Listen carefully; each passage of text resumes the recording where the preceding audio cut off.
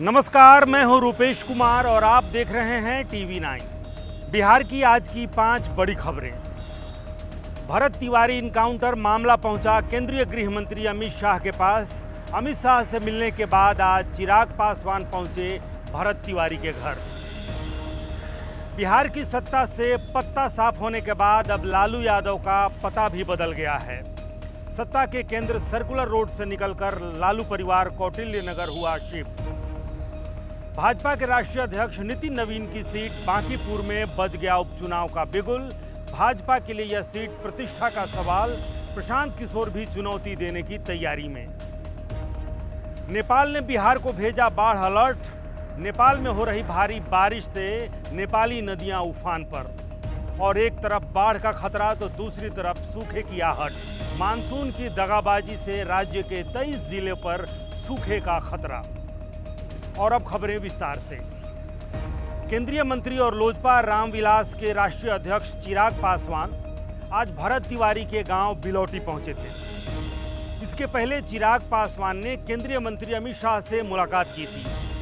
आज बिलौटी गांव पहुंचे चिराग पासवान ने बताया कि इस मसले पर उनकी केंद्रीय गृह मंत्री अमित शाह से बात हुई है। चिराग पासवान ने भरत तिवारी के परिजनों से कहा कि हर हाल में दोषियों के खिलाफ कार्रवाई होगी और उन्हें कड़ी सजा मिलेगी। हालांकि जिस आरोपी पुलिस अधिकारी पर कार्रवाई की गई थी मांग, उसे तो मिल गया है इनाम। इस कथित इनकाउंटर के आरोपी सीडीपीओ राजेश कुमार को मद्य निषेध विभाग में पोस्टिंग मिल गई है। इस पोस्टिंग को लेकर भी सरकार पर सवाल खड़े हो रहे हैं। भरत तिवारी की मां ने बताया है कि भरत तिवारी को गोली मारने के पहले इसी डीएसपी ने वहां लाठीचार्ज का आदेश भी दिया था। भोजपुर के बिलौटी गांव में भरत तिवारी को सरेंडर करने के बाद पुलिस ने गोलियों से छलनी कर उसकी जान ले ली थी और उसके पहले भरत तिवारी की मां आशा देवी की पुलिस ने लाठियों से बेतरह पिटाई की थी। भरत तिवारी की मां आशा देवी ने TV9 को बताया है कि भरत तिवारी ने जब सरेंडर किया उस वक्त वो वहीं मौजूद थी। सरेंडर के बाद जब पुलिस भरत तिवारी की पिटाई करने लगी तब उन्होंने अपने बेटे को बचाने की कोशिश की और उसके बाद डीएसपी ने लाठीचार्ज का आदेश दिया और उन्होंने लाठियों से पीटकर दूर भगा दिया और उसके बाद उनके बेटे को गोली मारी गई। भरत तिवारी की मां ने यह भी बताया कि शाहपुर थाने के प्रभारी मालाकार ने उनके पूरे परिवार को गोली मार देने की धमकी दी थी। आशा देवी के बयान पर ही 5 पुलिस वालों के खिलाफ प्राथमिकी दर्ज की गई है। भरत तिवारी की मां इन सभी दोषी पुलिसकर्मियों को फांसी देने की मांग कर रही हैं। इस बीच भरत तिवारी का श्राद्ध कर्म समाप्त हो चुका है और उस दिन श्रद्धांजलि सभा के बाद आंदोलन की घोषणा भी की जा चुकी है। महापंचायत के दिन ही सरकार को 30 जून तक का अल्टीमेटम दिया गया था। इसके बाद आंदोलन की चेतावनी दी गई थी। अब यह घोषणा की गई है कि 17 जुलाई को दिल्ली के जंतर मंतर पर भरत तिवारी को न्याय दिलाने के लिए प्रदर्शन किया जाएगा। और अब दूसरी बड़ी खबर। 2 दशक बाद लालू प्रसाद यादव और राबड़ी देवी का पता बदल गया है। लालू राबड़ी 10 सर्कुलर रोड आवास खाली कर कौटिल्य नगर स्थित निजी आवास में शिफ्ट हो गए हैं। 2 फरवरी 2006 से राबड़ी देवी और लालू प्रसाद यादव अपने परिवार के साथ 10 सर्कुलर रोड स्थित सरकारी आवास में रह रहे थे। पहले विधानसभा में नेता प्रतिपक्ष और बाद में विधान परिषद में नेता प्रतिपक्ष रहने के दौरान उन्हें यह आवास आवंटित किया गया था। विधान परिषद में नेता प्रतिपक्ष के नाते अब उन्हें 39 हार्डिंग रोड स्थित आवास आवंटित किया गया है। हालांकि राबड़ी देवी यहां से अपना दफ्तर चलाएंगी। लालू प्रसाद यादव ने अपने राजनीतिक जीवन की शुरुआत वहीं से की थी जहां घूम फिर कर एक बार फिर लालू यादव पहुंच गए हैं। कौटिल्य नगर के जिस निजी आवास में लालू प्रसाद यादव अब पहुंचे हैं उससे महज 100 मीटर की दूरी पर वह सर्वेंट क्वार्टर है जहां रहकर लालू प्रसाद यादव ने अपने राजनीतिक जीवन की शुरुआत की थी। यहीं से निकलकर लालू प्रसाद यादव सत्ता के शीर्ष तक पहुंचे, मुख्यमंत्री बने। उसके बाद उनकी पत्नी राबड़ी देवी भी मुख्यमंत्री बनी। 15 वर्षों तक सत्ता में रहने के बाद अगले 15 वर्षों तक लालू परिवार सत्ता के केंद्र में भी रहा। कभी यही 10 सर्कुलर रोड सत्ता का केंद्र हुआ करता था। तब यही सरकारी आवास लालू प्रसाद यादव की राजनीतिक गतिविधियों और राजद के संचालन का भी केंद्र रहा है। जिस नीतीश कुमार ने लालू प्रसाद यादव को सत्ता से बाहर किया, उसी नीतीश कुमार के साथ गठबंधन कर 2015 विधानसभा चुनाव में उतरने का फैसला भी यही हुआ। लालू प्रसाद यादव ने अपनी विरासत तेजस्वी यादव को सौंपने का फैसला भी यही लिया। इसी आवास में दोबारा सत्ता में वापसी करने के बाद तेजस्वी यादव उप मुख्यमंत्री बने। लेकिन अब पूरा लालू परिवार ना सिर्फ सत्ता से बल्कि सत्ता के केंद्र से भी बाहर हो गया है। लंबे अरसे बाद लालू परिवार अलग अलग आवास में रहे हैं। लालू प्रसाद यादव राबड़ी देवी कौटिल्य नगर आवास में शिफ्ट हो गए हैं, तो नेता प्रतिपक्ष तेजस्वी यादव अपने परिवार के साथ एक पोलो रोड स्थित सरकारी आवास में शिफ्ट हो चुके हैं। तेज प्रताप यादव पहले से ही अलग रह रहे हैं। और अब तीसरी बड़ी खबर, बांकीपुर विधानसभा उपचुनाव का बिगुल बज गया है। चुनाव आयोग ने चुनाव कार्यक्रम घोषित कर दिए हैं। यहां 30 जुलाई को वोटिंग होगी और 3 अगस्त को परिणाम आएंगे।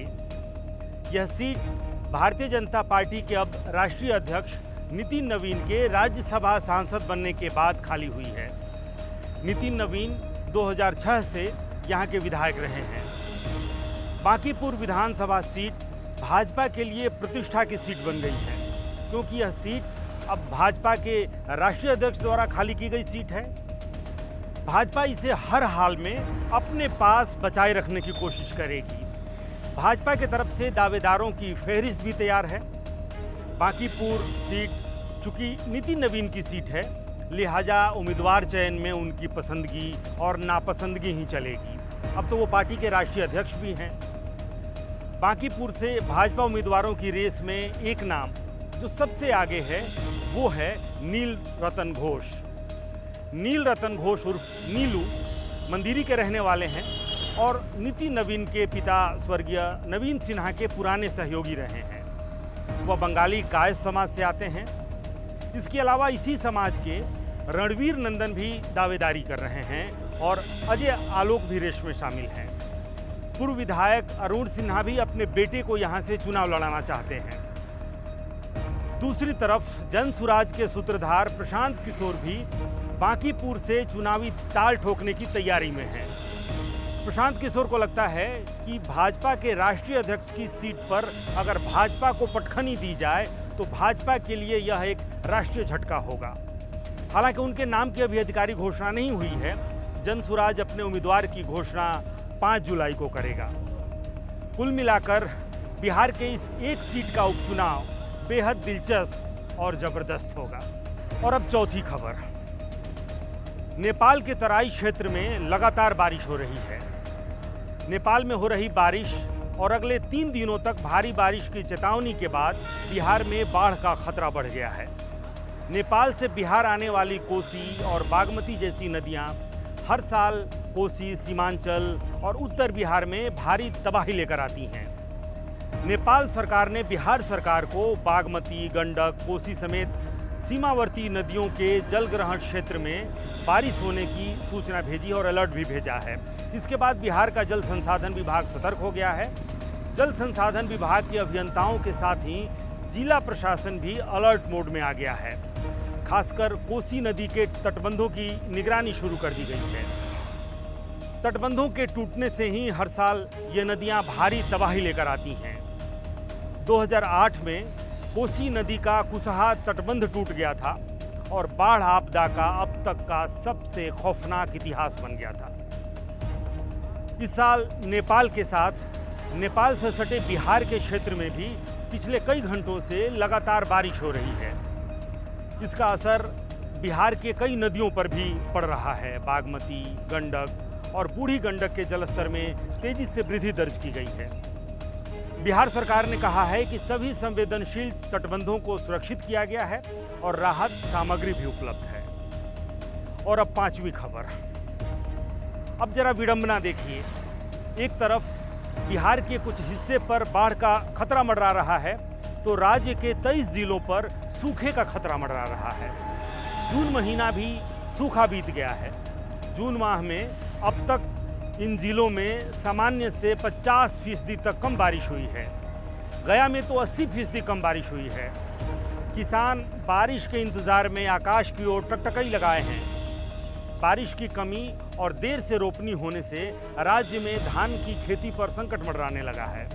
इस वर्ष खरीफ के मौसम में बिहार में 37 लाख हेक्टेयर में धान की रोपनी का लक्ष्य रखा गया है। इसके लिए 3 लाख हेक्टेयर में धान का बिचड़ा भी तैयार करना है।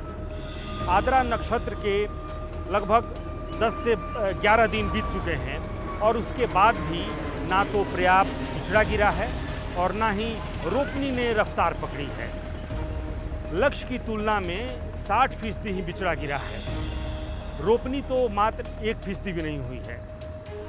नदी और नहर वाले इलाके में किसान खेतों में पटवन कर बिचड़े बचा पा रहे हैं, लेकिन बारिश पर आश्रित इलाकों के किसानों के लिए बिचड़ा बचाना भी मुश्किल है। आज के लिए बस इतना ही। नमस्कार।